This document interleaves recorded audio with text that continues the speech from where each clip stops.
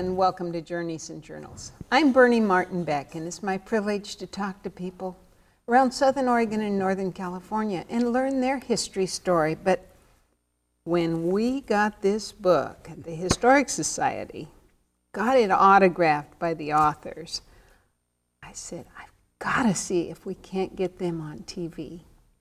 So coming from Washington State on the way to California, I get my guest, who is Sharon and Doloris. Doloris, where you live?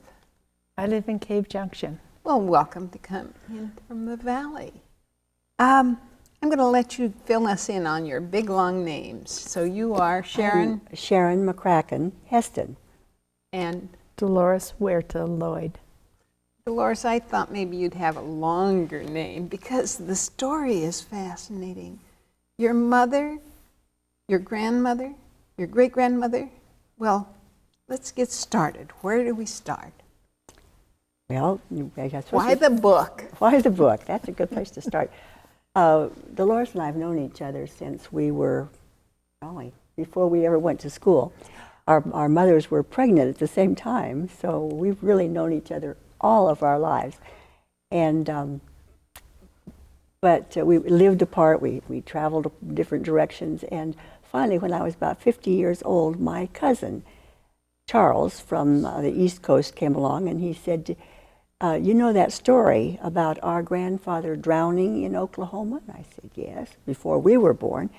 And he said, well, he didn't drown. Oh, you've got to wait a minute. So you knew your grandfather? No, no, he died. He died several years before I was born. Okay, you'd been told that he had died long, long ago. Right, that he had drowned in a flood, and so Charles said, no, he didn't drown. He he homesteaded in Grants Pass, Oregon. I said, no, you really don't know what you're talking about. Grants Pass, Oregon, is that where you were growing up? You went to school? We both were born there. In fact, with our cameraman, Doug Beck, my husband, class of 1950, you graduated. That's right. And I hadn't met you until I had your book in my hand, and it was being autographed. Well, tell me more. What brought your family to Grants Pass or to Southern Oregon? Oh, actually, it was my grandmother. This lady is your grandma? Yes. Henrietta. Henrietta Haskell, Almada. There's the name. And she is a Latin woman. Yes. From, well, she was born in Alamos, Mexico, in Sonora. Now, have you been there? Yes, we both went there. Have you been to every one of these places in this book? I think so. I think we have. In Spain? Yes. You went looking for family roots? Yes. Sharon and I and my husband went over to Spain in our quest for information for the book. Now, when did you decide to be so transparent about your families?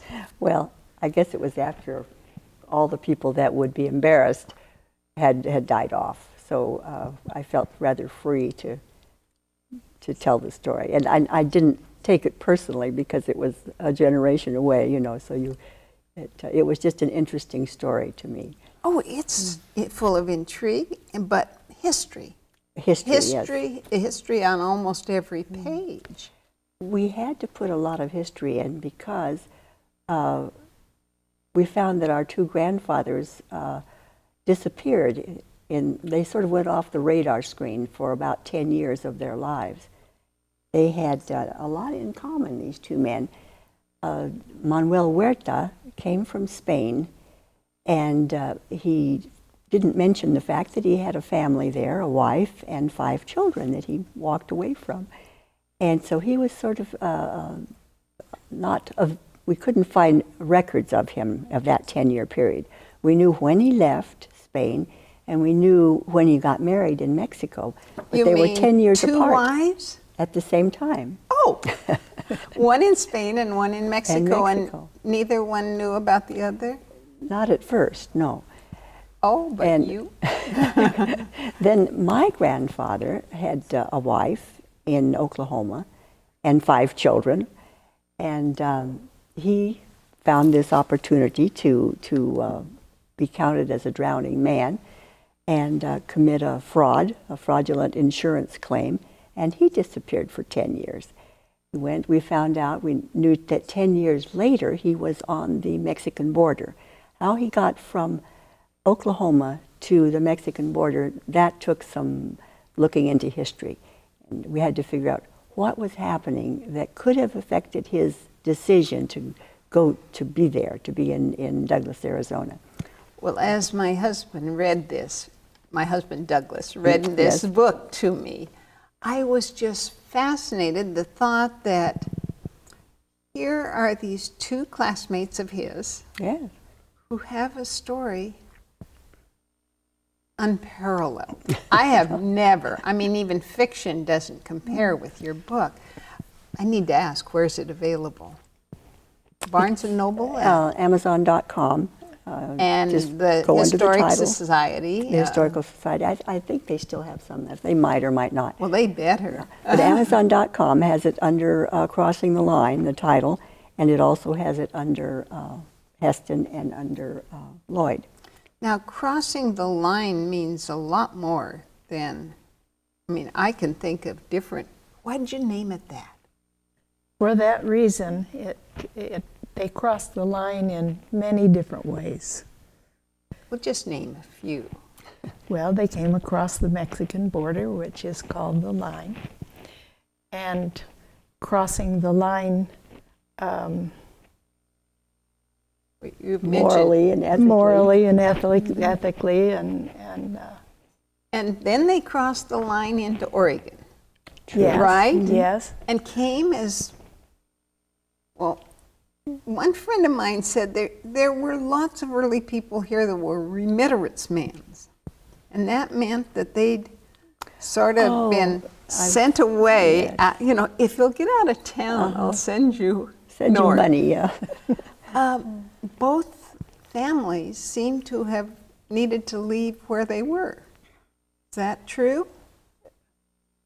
I mean, I think that my grandfather didn't exactly need to leave Spain, but the times were hard then. They were having a downturn, depression or recession, and it was very hard to make a living there.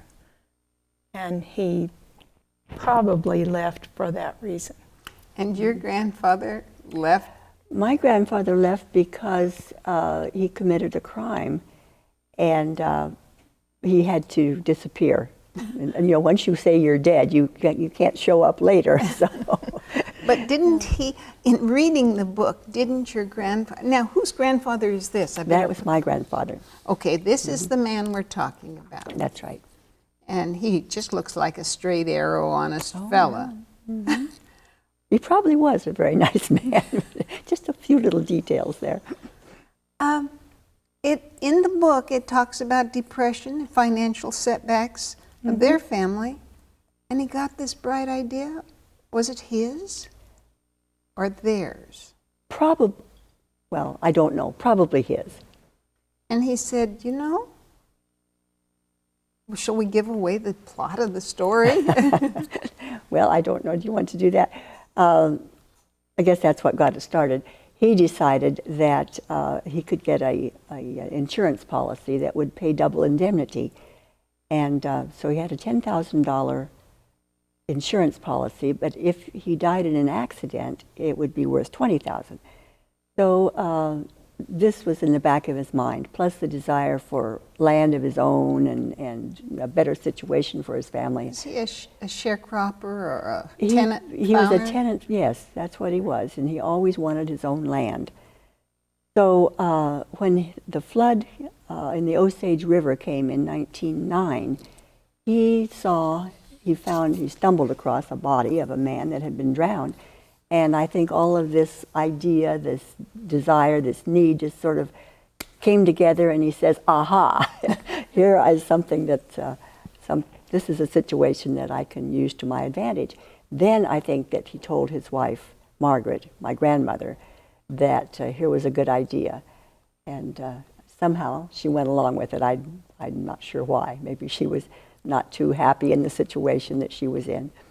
Tenant farming wasn't easy. No, They'd it wasn't. be on one location and then move to another. And family of how many? 5 children. Oh, She was only 27 years old, and she had 5 children under the age of 2, or about, or just over the age of 2. So she. so this is your family. This is the McCracken family, yes. And your family had Thanksgiving, I mean, years later, as growing up, you knew her family. Yes, we always had Thanksgiving dinner together. You were good friends. Yes. I mean, your family Our were families good were friends. yes. And where do you fit in? Well, Your grandfather, yes. Was Manuel Huerta.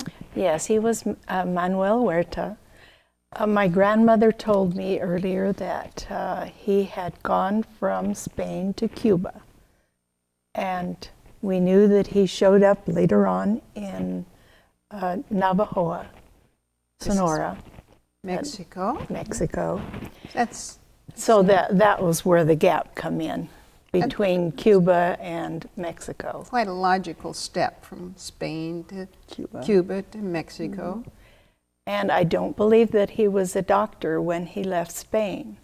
But when he showed up in Navajoa, 10 years later. 10 years later, he was a doctor. I don't know much about his training, practically nothing. But my grandmother met him at a friend's house. She had a friend that was ill, and he was her doctor. And it sounds like your grandmother lived in quite splendor. She was Yes. a woman, they were a family of means, we'd say, right? Yes, I think They had so. a summer home. I laughed at this because their summer home was in Los Angeles. Is that right? Yes, that came a little bit later. We think of leaving Los Angeles in the summer, but if you're from Mexico, it's cooler and more It was pleasant. very hot where they lived. So So going it was a logical thing that they would summer in Los Angeles. yes. And it must have been a beautiful, beautiful orchards and all. So it was on one of these occasions that she was on the train, or that, I mean, coming from one place to another. Mexico and California had just almost like 2 states. You just cross from one to the other. Yes. She had many relatives that had relatives in Los Angeles.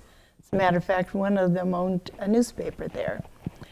And this came after she married. She would meet her family who was traveling to Los Angeles at the train station in We're Prieto or Douglas?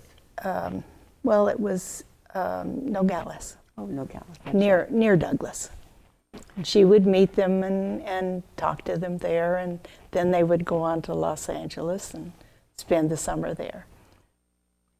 It's folks, I just say get the book to hear the rest of this story, because we're just doing a thumbnail here. But why she was living at the border while her parents were living in Huatabampo? Now that's another angle of the story. A mystery? Another mystery. Well, it was a revolution in Mexico, and her husband, Dr. Manuel Huerta, seemed to have been involved in the one side of the revolution. And so he was living on the border, kind of waiting his chance to go back into a different part of the government. So he's a doctor here, and it makes very good sense that you leave the country while the plans are being formed. Yes. And have a cover. Mm-hmm. Have a cover, yes. He becomes the local druggist, is that? Yes. He had a drugstore in Frontera, which was across the border. He crossed the border quite often. As a matter of fact, he was gone a great deal of the time while they were leaving there. He was either involved in revolutionary activities or down at his drugstore. Back and forth. Back and forth. There was no, it was not like crossing the border today because there was very little control at that time. Arizona actually was a new state. It hadn't been a state. I think it became a state, what, 1912, something like that. So that was going on at the same time. So it was a very simple thing to go Just back like and forth. walking from one county to the other, probably. I don't know how we're going to get you all the way up to current times because this story, at that time, your grandpa and grandma are just doing their thing there on the border, and your grandmother. My grandmother went back to her roots in Kentucky. She lived in London, Kentucky, where her mother lived, with her 5 children. Because her husband, who faked his death, done it so well. Yes. He found this, what would you say, corpse? Yes, a drowned body he found. And he had ID on him, and He stuck his ID onto the dead body and took off. but he told Grandma about this. Yes, she knew. She knew. Oh, if only we had a video camera going on At all that of time, this. that's right. How did you get to how long did it take for you two to discover? What was the moment that you discovered you weren't just friends, family friends? I think it was the night that my cousin Charles told me the story. And he said that our grandfather married a Mexican woman and lived in Grants Pass. And I just said, first of all, I said, that's impossible. But then as we were talking, I just felt this shock. I suddenly had a realization that, well, so many things, that's why that Henry is the only person that was a Mexican that I ever knew in Grants Pass. That's why he was a friend of the family. And, well, this conversations would come back to me. It was just kind of an overwhelming 5 or 10 minutes. Then, after that I called Doloris and asked her if she had any clue that it could possibly be true. What happened next, Doloris? Well, when she said this to me, I immediately thought of something that my grandmother had told my mother. My mother later said to me, "Do you suppose that Shipman was actually Jack's father?" And I said, "No." No. Now, That's Jack is just- who? My father, That's her father. the son of our hero here, Shipman. William Kelsey McCracken, who changed his name to Shipman. One of the 5 children that he left behind was my father, Jack. Oh, no. Now, there is a gravesite right here in Southern Oregon. In Granite Hill Cemetery. What does it say on it? It says Robert Clarence Shipman, born 1880, died 1924. And of course, he wasn't born in 1880. He was born in 1874. And his name wasn't Robert Clarence Shipman. His name was William Kelsey McCracken. So I changed the plaque on the tombstone to put his real name and his real birthday. Are they both? They're both on the same tombstone. Now, this goes down in history. The 2 that were buried in one. Yes, one grave, two men. One grave, 2 names, 1 man. One man, yes. Well, now, when you think of yourself, you go by, when you were in school, your name was? McCracken, of course, that's my father's name was Jack McCracken, and so it never occurred to me that there was any other name involved. But you aren't a McCracken. Oh yes, I really am a McCracken. That was his original name was William Kelsey McCracken. Uh-huh. And my grandmother was Margaret McCracken, Margaret Gill McCracken. Well, now, Did Dad tell you this story? No, neither my father nor my mother ever mentioned. How about your folks? Did they ever mention this? No, the only thing was that my grandmother's mentioned that Chipman was actually McCracken, and this was when I was in high school. And I just thought that my grandmother was beginning to, yes. And so I told my mother, no, that can't be true. We know Jack. They would have said something. Yes, that's it. You keep thinking they would have said something. But yes, they they never would did. have said something. So when she mentioned that to me, we just looked at each other and said, "We've got a story." Oh dear.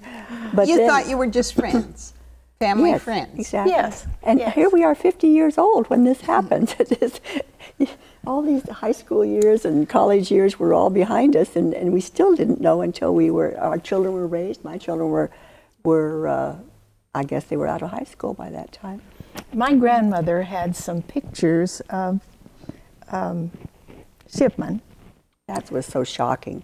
and she had never seen a picture of him, and so I was able to give her about 8 or 9 very nice photographs Of my grandfather that I had never seen. yes. Why did she have your grandfather's Why did she have my picture? picture? My grandfather's Well, now picture. that's the story I want to hear. Why?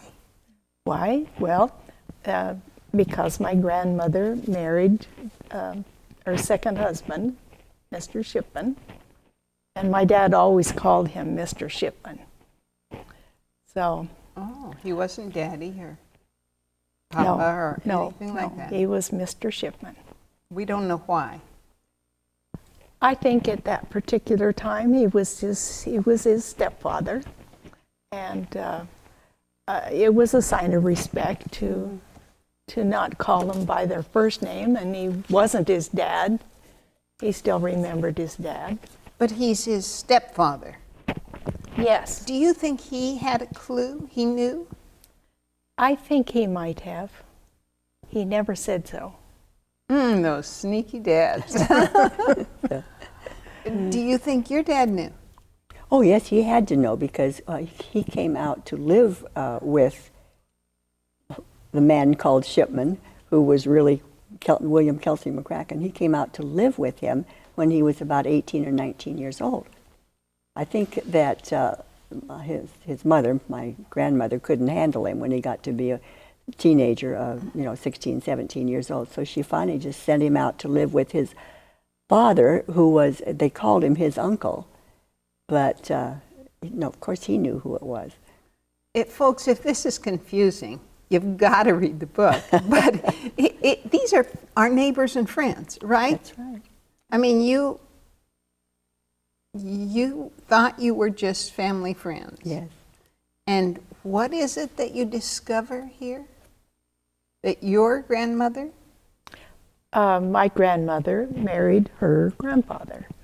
They were in their 40s, and they met at the Mexican border after the death of Doloris's grandfather, Dr. Huerta. He died at the border, and so there was the widow Henrietta, our heroine here, and my grandfather was there as a soldier with the U.S. Army, and they met after the death of her grandfather. And it doesn't sound like love at first sight or anything. Well, they were older. It wasn't a Convenient. Both she had a child and no means of support. no means of support. And he was at loose ends. he wasn't about to say, "Well, I've got 5 kids back home." No. What do your cousins think of this story? I mean, have you met them? I have met distant cousins, about a third cousin. When my son went to Europe on a bicycle tour, I gave him a card with a note to have published in the Lugo paper in Spain. And as a result of that, I received a letter from several people in Spain, one of them being this cousin. And we have written to each other for 35 years now. And that's one of the reasons why we decided to go to Spain, was to get together with him and to see the home where my grandfather was raised. We knew so little about him that we just needed to go there, and we took pictures of the gravesites. We took pictures of family homes and met whatever family was there. And did they love you as much as they didn't know about you? They knew that my grandfather had remarried. Oh, He was sort of considered the black sheep of the family. another. With just cause. Another black sheep. Oh, I don't know how we can cover all this story, but let's try again next week and fill in some of the detail about what brought your families to Southern Oregon, and that's another chapter in your book, isn't Yes, it? that's right. Of people whose roots are deep in the soil here, pioneers, if you would. There's a moment left in this. Thank you so much for being my guest. Oh, it was a pleasure. It was a You've pleasure. come a long way to be on TV with us today and tell your story, and I just encourage everybody to talk to Grandma, Grandpa, cousins. Oh, get those stories. Get them on paper now while your people are available. Because how many years has it taken for you to research this? 35 years? Well, more than that. I started when I was 18 taking notes about my grandmother's family. Oh, They were very interesting, and I wrote down a lot of information then, and I've been involved in researching genealogy too. I'm Bernie Martin Beck saying thank you so much for tuning in, and talk to more and soon. Hope so.